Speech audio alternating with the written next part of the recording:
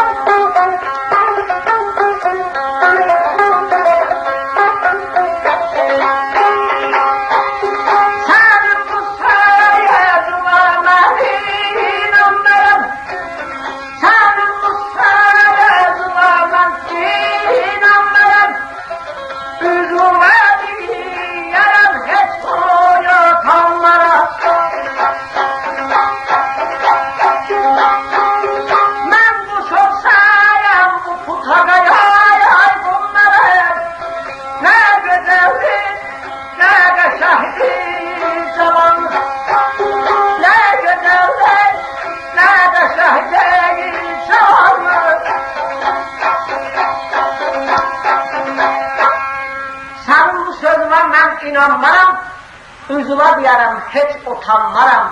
Ben kuş olsam anı bu putağa konmaram. Ne güzeldir, ne qəşəngdir cavanlıq. Dedi, bilirəm konmarsın, vaxtında konarsan, o. Sen nerede deyirsən, senin bu sözde ben inanmaram. İndi bu ağız filan görmem ne derim, aldı koca bile derim.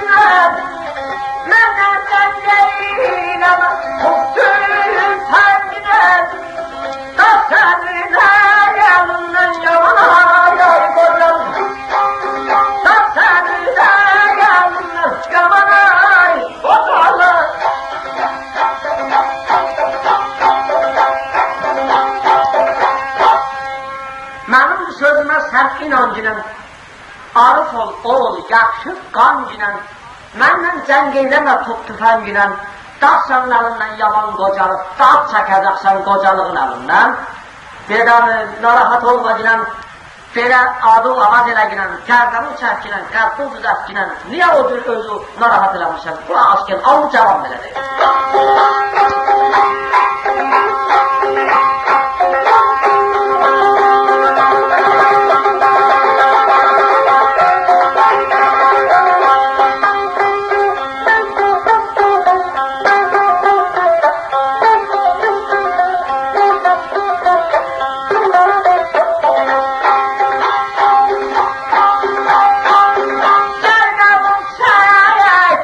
Cina